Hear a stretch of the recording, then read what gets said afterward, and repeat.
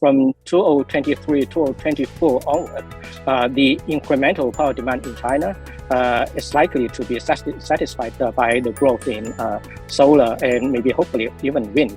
I can see that if we are going to try and do renewable energy on a quick basis, and by quick I mean the next 10 years, it's going to put enormous pressure on those metal supply chains. I think the market is sending a signal now with high prices, prices doubling or tripling or even more for a lot of minerals and metals, saying that we need more investment.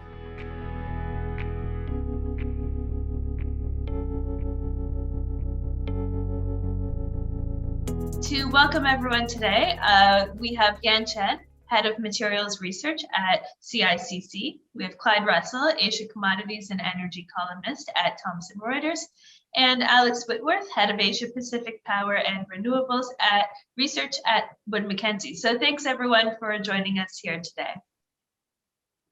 Thank you. Thank you. And just a quick note to our audience that we will be taking questions throughout the course of the webinar. So please feel free to type any questions you have for our panelists into the Q&A box, and I will just check it throughout the course of the session, and we'll address the questions as they come in. So as a quick introduction, China sits at an energy crossroads where they seem to be installing large volumes of renewables into their energy systems, but also continuing to grow their coal facilities. And the government's main message seems to be that coal power is a key way for them to combat the looming energy shortages and curbs on industrial activity. So we're going to dissect all of that today. I thought we could begin looking at kind of a broader look at what's currently happening with commodities supply and demand across the world. What has been the impact of the invasion in Ukraine on commodities supply and demand, especially within China, and then also China's domestic supply and demand figures, external from that. So maybe Clyde, I don't know if you want to maybe give us a quick rundown of what you see happening. Well, I think the key thing to acknowledge right up front is that everything we thought prior to February the 24th, we can no longer think. Russia's invasion of Ukraine has upended the commodity market. It is a major shock. There's probably been nothing like this back to the 1973 oil embargo. So you're talking something like that hasn't happened in 50 years. And most of us, 1973, I think I was like 7 years old. This is something that is, unprecedented in most of our working lives. And I think we have to acknowledge that. That said, prior to this whole situation, you already had a thing where there was strong demand for a lot of energy commodities, and the supply response wasn't really coming through. OPEC was struggling to produce the extra 400,000 barrels a day it said it was going to. Since August, it's only made it in one of those months. You had problems with coal supply, Indonesia putting a sudden ban on its exports in January and then reversing it. And you have problems with LNG and natural gas into Europe, too much demand and too little supply. So you already had a global energy system under stress. And what has basically happened is, the Ukraine situation will stress that even further. Even if energy commodities aren't sanctioned, Russians' exports of them, they're going to be self-sanctioned by Western companies. You saw what happened to Shell when it bought a cargo of Russian oil on the cheap. It was massacred on social media, and I don't think Shell will be doing that again. No European or Western refiner can be seen to be buying from Russia anymore. And while China has sort of indicated that it will continue to deal with Russia, there are going to be practical obstacles to doing that. How do you make payments? How do you insure ships? Will banks, trading houses, and that still actually deal with lifting Russian cargoes and transporting them to China? So I think there's going to be a major disruption. You've got to remember that China took about 770,000 barrels a day of Russian crude in the first 2 months of this year. It took more than 2 million tons of coal each month. These are trades that are going to be increasingly hard. So I think what I'm seeing is, if I was looking at China overall, I think the trends that we saw in place to maximize domestic output of everything they can is going to continue. I mean, you already had record coal production last year, just over 4 billion tons. I expect that they're going to try and push as much of their own coal into the market as they possibly can. And we're going to seek to, maximize output of natural gas, even domestic crude oil. All that they're going to ramp it up. Will that be enough to, meaningfully trim their imports? Not really, but it will help. Because every barrel or every ton of coal or molecule of LNG not imported by China is available for somebody else in the rest of the world. So I think China's actually going to be doing quite a lot of heavy lifting and trying to return some stability to the market. But it's going to be hard and it's going to be disruptive for a very long period of time. And even if the Ukraine situation is sorted out, the disruption to commodity flows is going to last for much, much longer. Interesting. Do either of our other panelists want to kind of follow up with their perspectives? I can add a few comments. I think what we saw last year, but even before the Ukraine crisis, was a lot of stress on the global energy system. And a lot of that stress was coming from China. Because through the coronavirus epidemic, we've seen extremely strong power demand growth in China, and that's been putting stress on global coal markets, global gas markets. So last year in China, we saw the largest absolute growth in power demand of any country in history, over 800 terawatt hours, which is roughly equivalent to 2 or 3 UK markets. That's how much was added in China last year. So this is part of the reason why we saw a huge spike in coal prices and gas prices last year. And the response of the Chinese government in terms of permitting new coal production in China to, as Clyde said, is trying to get more of the coal supply and energy supply coming from domestic market, I think is a very important signal. Firstly, saying that power demand is continuing to go ahead. There's a lot of investment going into renewables, but at the same time, energy security is one of the key issues. And I think now that we've seen this Ukraine crisis worsening, people talking about putting more and more restrictions on Russian oil and gas, and the price of oil is getting up to $140 a barrel and could go higher. I think this is going to put even more emphasis on two things. One is energy transition, is investing in renewables, which are appearing much cheaper than fossil fuels than they ever have, basically. And so all countries, including China, are accelerating the plans to develop renewables. But I think the second thing is also very important, is energy security. These issues in terms of China being the biggest oil importer, the biggest coal importer, and now the biggest LNG importer from last year. How do they manage these very, very large import bills that are going to be rising?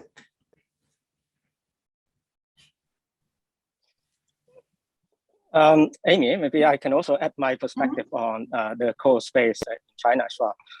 As Alex mentioned, that last year we really had phenomenal growth on electricity demand.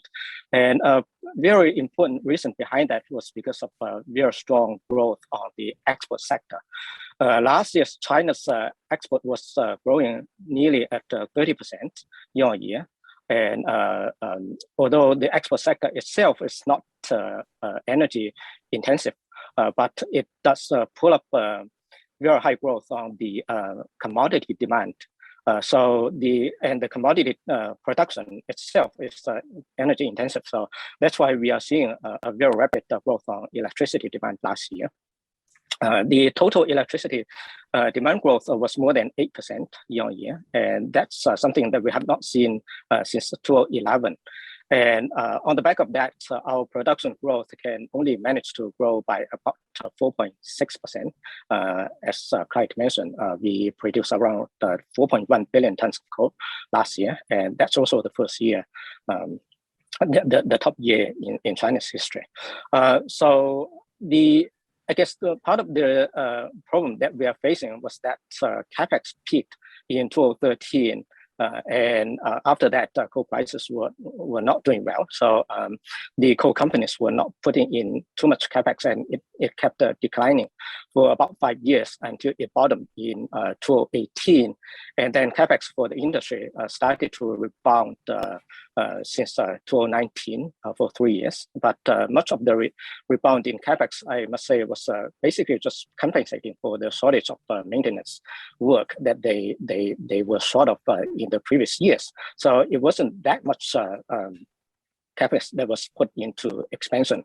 So that's why when demand suddenly went up, the supply was quite tight. And I think we are going to face the pretty tight situation for quite some time, particularly when our export sector is still doing well. And as Clyde mentioned, that the Russian-Ukraine crisis is now worsening the whole energy space. So I guess to put that in context, we are facing an issue of how to maintain stable supply to meet the demand. Yeah, and so yeah, and both, you bring up stable supply and kind of maintaining this energy security. So I mean, coal continues to kind of play a prominent role in China's economy. I'm wondering if our panelists can speak a bit about China's policies towards coal production, import, and use. And I suppose the direction that you see this heading as kind of both China's economies and the global economy kind of move more towards decarbonized energy systems. So maybe who wants to go ahead, first? Yan-Chan.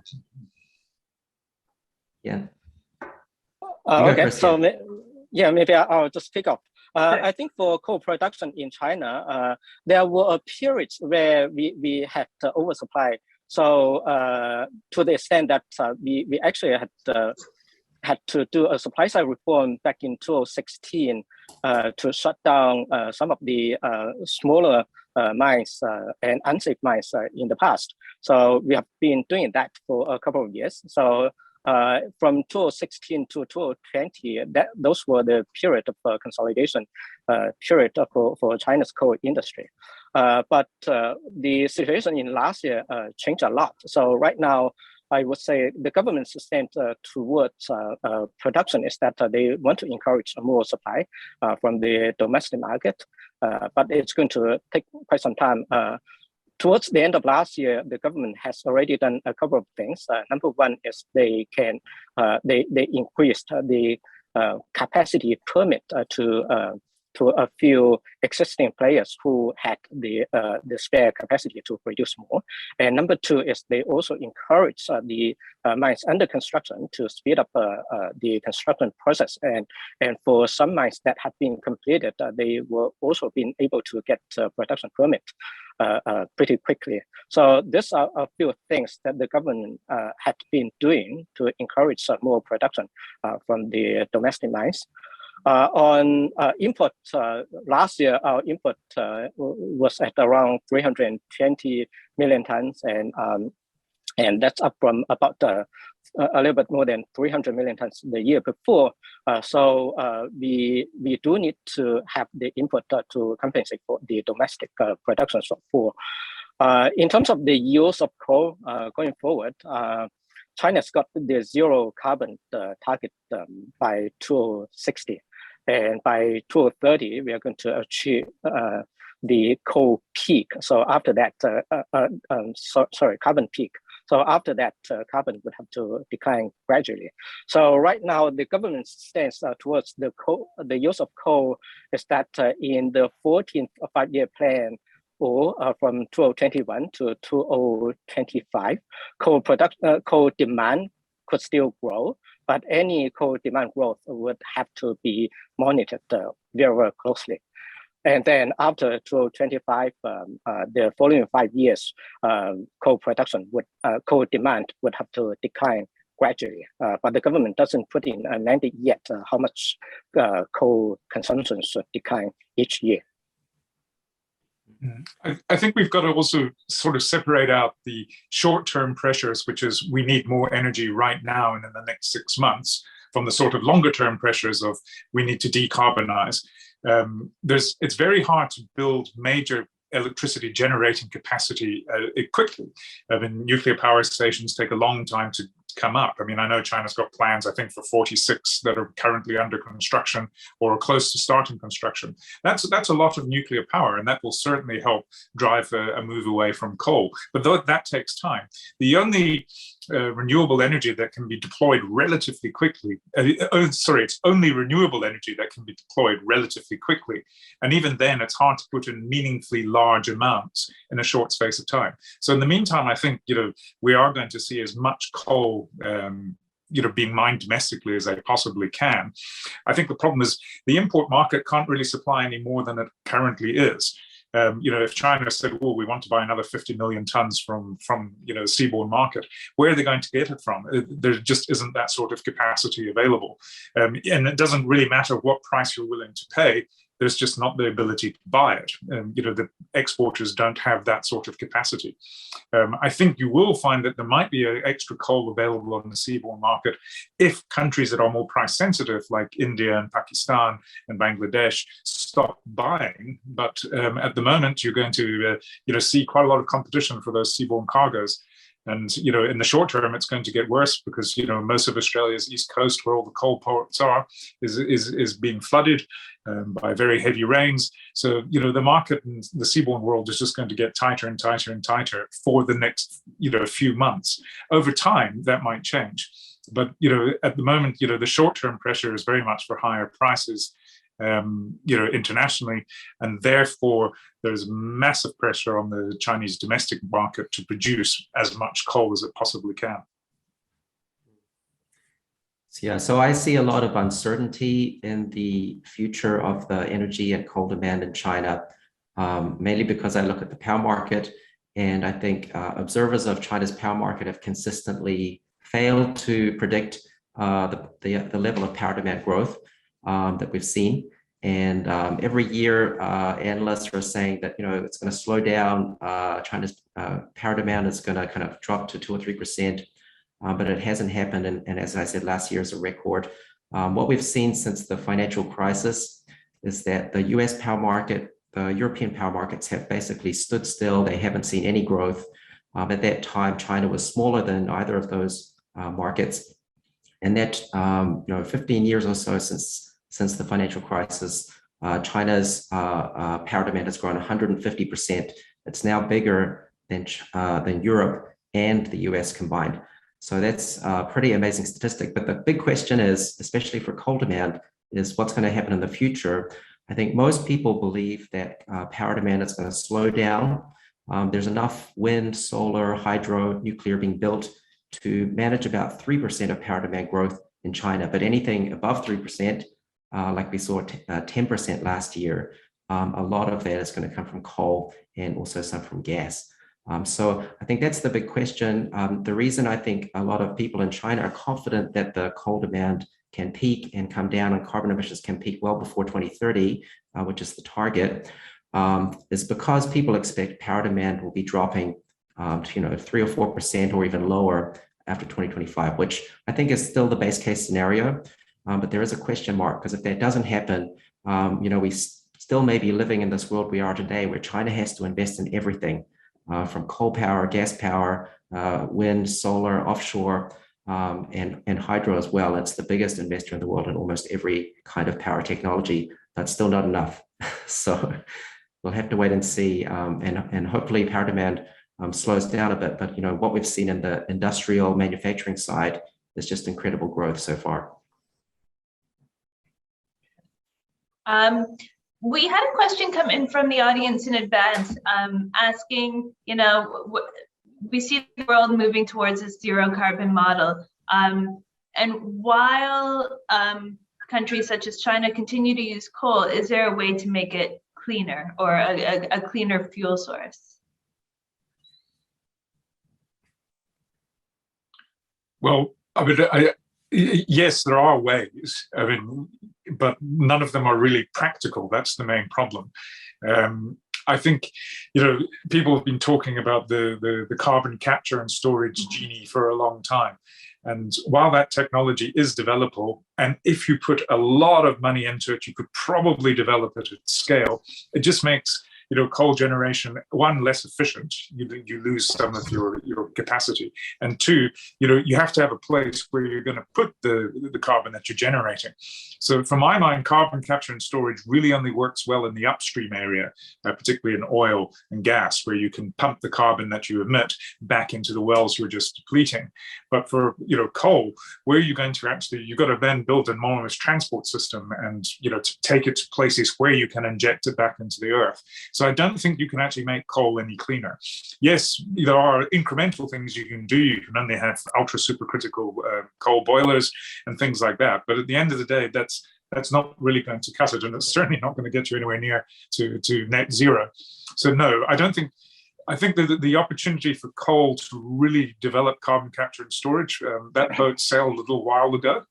And I don't see that coming at scale. Could be wrong, but I don't. I'm a big believer in follow the money, and the money is going into renewables and storage of renewable energy rather than into cleaning up coal. Yeah, I would disagree slightly. I think we have to make a clear distinction here between carbon emissions and conventional pollutants. So I've been in China about 20 years. When I first came here, the pollution was, the air pollution was just terrible. Some days you could hardly see 10 meters in front of your face or even the building across the street. But like today, we see beautiful blue skies. There's like the coal fleet has more than doubled, but China has made some incredible investments in, filters and kind of precipitators and all kinds of pollution control equipment to make sure that, China's coal fleet is among the cleanest in the whole world.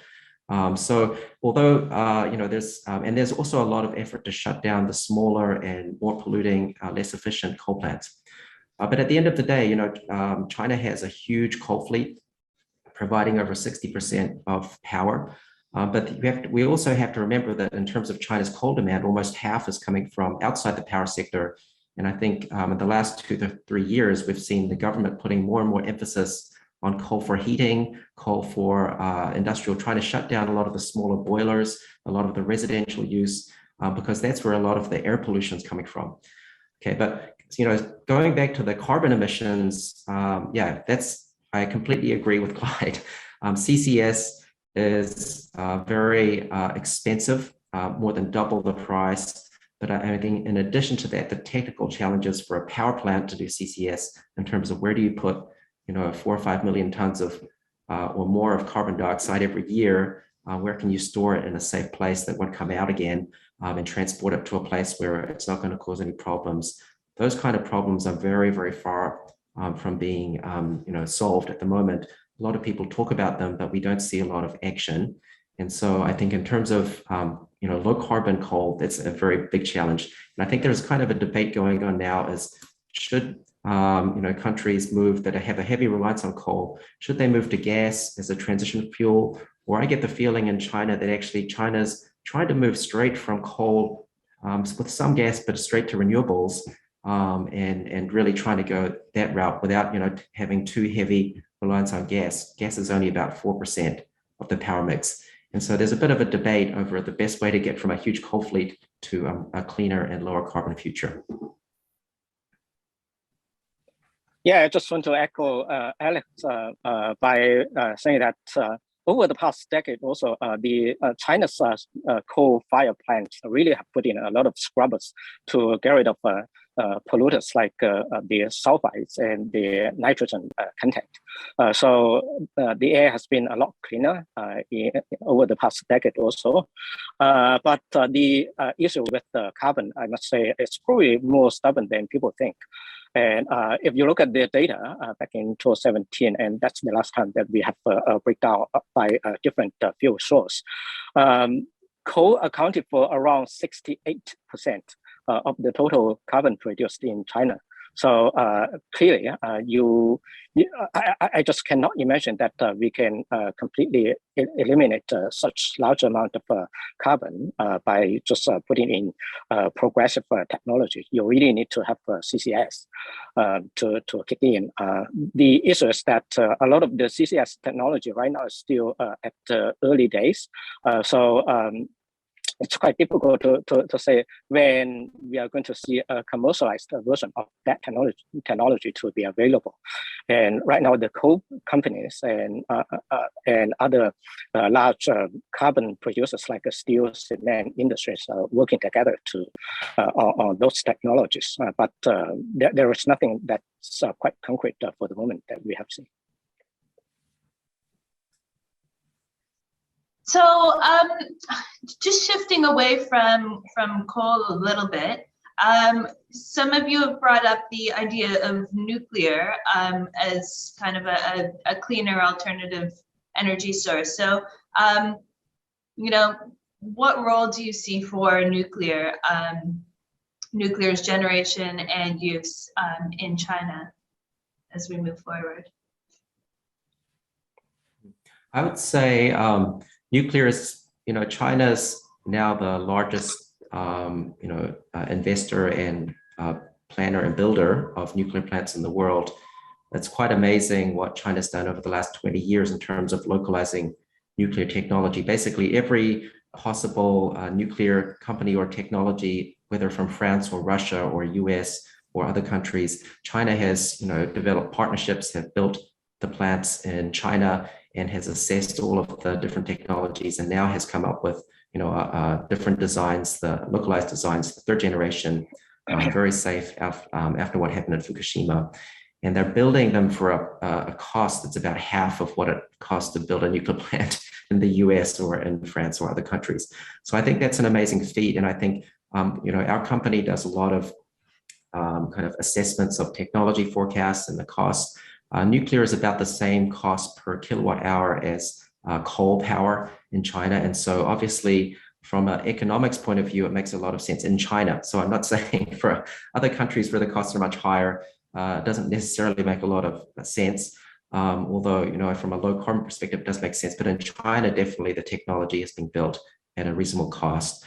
But there are a lot of obviously security issues. To date, China is still not willing to permit like inland plants because of the risk to the population. But on the coast, there's a lot of development going on. So, we see nuclear playing a key role, but it's quite steady in its development. And I think, I also know several colleagues or ex-colleagues in the nuclear industry. They're not necessarily that optimistic about the future of the nuclear industry, like say after 2030, because even though at the moment we see a lot of development of nuclear, but the land is limited. What we've seen happen in other countries is as countries become richer, GDP per capita gets above 20,000 per person. Almost always countries turn away from nuclear. There's a lot of public opposition. And so that's also a big risk in China. And so I think it's why China is also considering renewables, hydrogen, also CCS, and a lot of other options to reduce carbon in that kind of time frame. I would agree that the main problem with nuclear is, it takes a long time to build, and it's hard to do it at scale. So, China is what they've done this past 20 years is been very, very impressive. But that's still not enough. Nuclear hasn't really eaten that much into coal's share of the energy market in China. Coal has gone from, I think, roughly about 67-68% of power generation down to about 60%. But that seems to me to be more a reflection of a growth in renewables and growth in hydro rather than a growth in the share of nuclear. So to me, it's while nuclear works in China, and as Alex said, it works from a cost perspective and it works from a whole other range of reasons, I still can't see that they're going to go, crazy building nuclear, because it's just too hard, and you lack the capacity. There's a limited number of people able to build and commission these plants, and training new ones, it takes time. So over time, yes, they will have a lot more nuclear. Like I say, they've got some 46 plants, being built or close to being built, and plans for 150 more. I mean, that's an enormous amount of nuclear. I think the US is planning to build 2. France is talking of a new nuclear fleet, and it's looking at 8 or 9. The scale of China is just enormous compared to everywhere else that is still doing nuclear. But it's probably not enough to drive, you towards net zero. It helps, but it's not going to be, the key factor itself. Yeah, just want to also add some numbers to the perspective here. So by the end of 2020, nuclear power plants only accounted for about 2.3% of their total installed capacity, and accounted to a total of 4.9% of total electricity generated. That's back in 2020. And the plan for the government is to grow the installed capacity from about 54.6 gigawatt to 70 gigawatt by 2025. So if you do the numbers, it's only 6.4% CAGR growth in the next 5 years. It's okay, but it's not fast enough. So I would say the majority of the energy, the incremental energy demand would have to be satisfied by other renewable energies like solar and wind. Speaking of kind of solar and wind, I'd like to kind of shift again to looking now at kind of the renewables space. What does, in terms of electric vehicles, China has certainly dominated a lot of the discussion, battery production as well. What does the future demand for metals and minerals used in renewable energy look like from your perspective? If you look at that space, I would say that there are 2 drivers for the metals that could benefit from that. One is on the power generation side, like the solar farms and power grids. They need to have more copper and aluminum in the place, particularly copper. And there is also the electricity consumption side of the story, which is the EV side of things that you mentioned, particularly for the EV batteries. So the main metals that will benefit from that would be lithium, cobalt, and nickel. And last night, we just had a phenomenal run on nickel prices. Everyone was talking about that. It was up by 88% overnight. So these are the kind of metals that we think would benefit the most. For the EV market, I would say seems like most of the car analysts are looking at around 30-40% of compound growth for the next couple of years. And I would say those metals would probably be growing in tandem with the EV and market growth. Back to the power generation side and transportation side, copper would also be a beneficiary from that. And also for EVs, you need to use more copper as well. For one typical EV, you probably need to use 80 kilogram of copper compared with around a typical 30 kilogram of copper used in combustion engine cars. So there is an incremental consumption of copper there as well. All in all, we think if you add up the 2 sides of the demand numbers into copper, we think it would drive up copper demand growth by at least 1 percentage point a year. And that's quite a phenomenal number for copper. It's not been a metal that's been growing very fast. And on the supply side, it's also quite constrained. So copper could be looking quite interesting as well. Yeah, I think we see a lot of upside on renewables. We have, a lot of outlooks for renewables. I'd say overall, the renewables outlook for China and many other countries has gone up significantly over the last year or two. And as we see energy prices going higher, I would say that those outlooks will be upgraded even more. And then some of the very expensive options that were just kind of fringe or just developing at the moment, for example, offshore wind, which is, twice as expensive as onshore wind, these huge towers out in the oceans. But we see very rapid development in Japan, Korea, Taiwan, mainland China for these technologies. And surprisingly, we've seen the cost now become competitive with gas power at the prices we see today. Whereas a couple of years ago, we were expecting maybe by 2030, offshore wind could be competitive with gas power. But I mean, at today's gas prices, offshore wind, a lot of these other expensive technologies look very good options. Now, it takes about 30 tons of copper to make one offshore wind turbine. Our supply chain team has been looking at this. It's a huge amount of metals, of copper, including steel and other equipment. And I think, people are seeing this now, and that's why the prices of all of these minerals and metals are going up. But one thing we've been looking more and more at recently is the grid, the transmission grid, and the kind of reliability of the grid.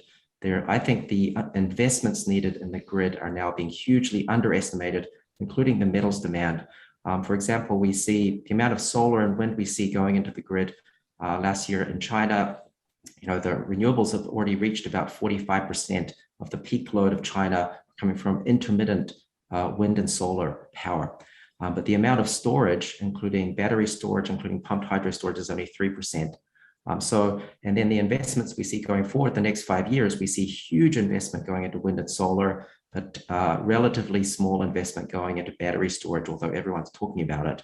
I think that's, going to cause, it's already causing a huge amount of problems. In Vietnam, the government this year announced they're not connecting any more wind and solar plants because the grid can't handle it. And they've built a lot in the last few years. Australia has a lot of challenges, even with a lot of the grid constraints and curtailed power. But still, it's a struggle to get the battery storage investments needed to support that because it's so expensive. And the transmission lines obviously take a lot of time and a lot of money to build out.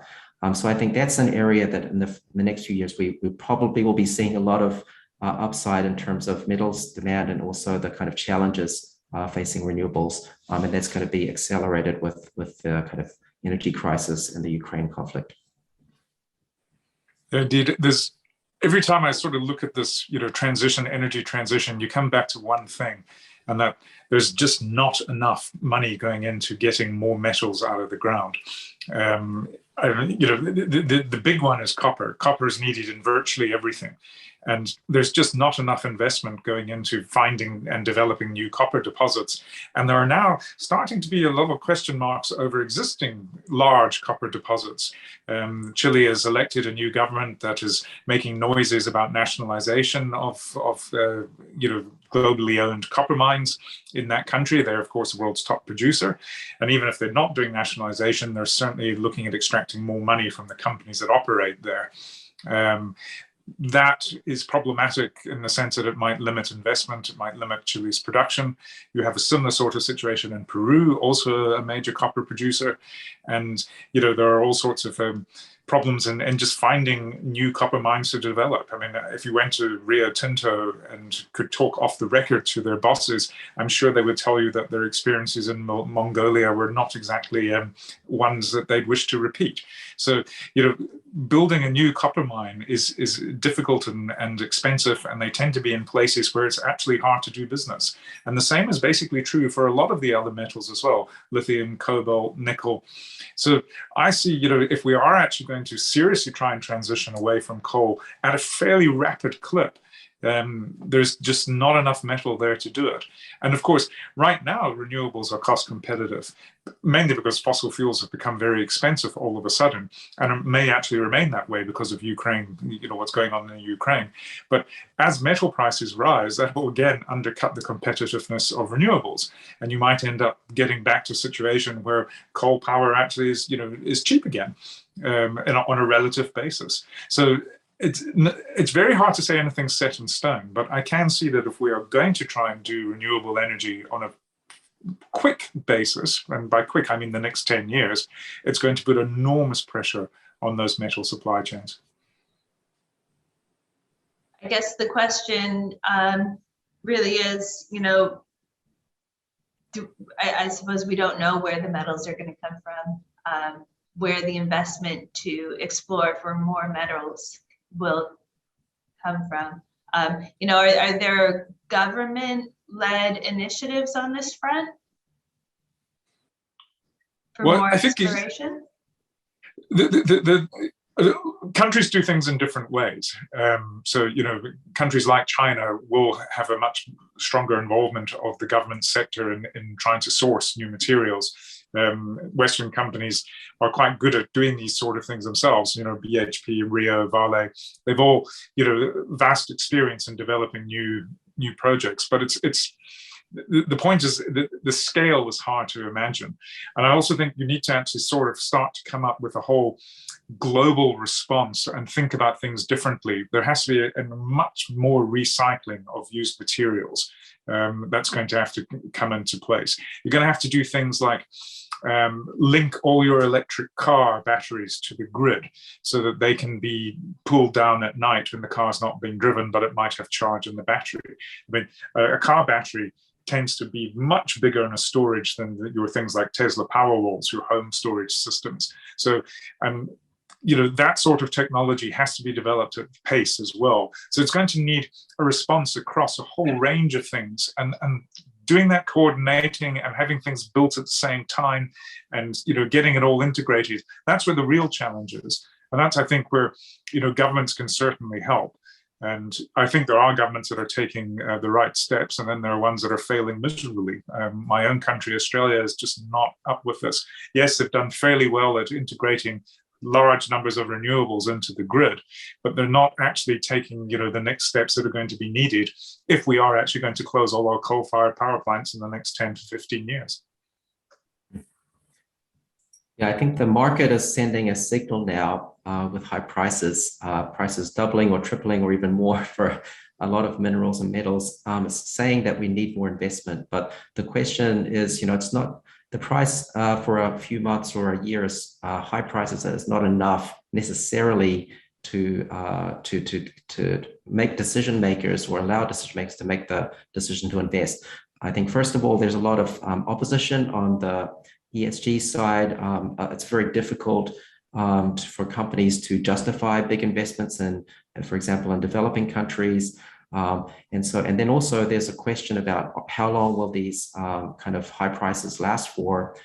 Could, by the time you've invested in a mine and brought it online, will the price signal still be there? Because investing in these mines takes 5 years, 7 years, 8 years, and often even longer to really get a mine from the kind of exploration phase into a production phase. So there's these kind of super cycles that we see in the mining industry where prices can be high for 5 years or more as the mines are gradually brought online, and then go into like a down cycle where there's too many mines coming online at a time when their demand is falling. It's very common. It's quite normal. So I would expect, that there'll be a challenge for big companies to make big investments, even in today's high price environment. And so it has to really have support from the financial system, from governments, and from the companies, and a price signal that people think is going to remain high in the longer term. And I think if all of those things can align, then we might get enough investment. But at the moment, it looks like it will be very challenging to get enough metals out of the ground. Yeah, I think money is one thing, but there is also an element that the mines are getting worse. So the low-hanging fruits of the good mines have been picked in the past few decades. So right now, what's remaining are the mines that doesn't have a particularly high grade. For example, for copper, right now, even 0.5% grade is considered, not that bad. So people are mining those mines, and on top of that, many of those mines are also located in geopolitically not so stable countries. So that also adds to the complication of operations after they build up the mines. Absolutely. So I mean, we're hitting the 45-minute mark. So I think at this point, I just kind of be interested to hear our panelists' closing thoughts about, you know, I suppose what you see happening, I suppose, over the next 5 years or so within, you know, within China in terms of energy production shifts, shifts in attitude, shifts in kind of generation and use. Yeah, just kind of what do you see happening in the I suppose short term? Maybe I'll just kick off. Sure. For the energy structure in China, I think going forward, clearly we're going to pursue the low carbon route. So for coal production, right now is still the main source of energy supply in China. So that one shouldn't be abandoned anytime soon. So we still have to rely on coal for the major part of the power supply. But on the other hand, renewable energy would have to grow and grow very fast. We have done the report last year on zero carbon, and in that we did some comparison of the cost of solar farm plus power storage against coal-fired plants. And our conclusion is that it would probably be cost competitive in about 2 years' time at the retail level, but it's only going to be cost competitive at the wholesale level by 2028 onward. So the key conclusion here is that from 2023 to 2024 onward, the incremental power demand in China is likely to be satisfied by the growth in solar and maybe hopefully even wind. But it can only replace coal-fired plants in a meaningful scale probably after 2030. And over time, we are going to see coal-fired plant in the next few decades also to decline gradually, but not so fast. I would agree with that. In the short term, China is going to be grabbing as much of every kind of energy as it possibly can.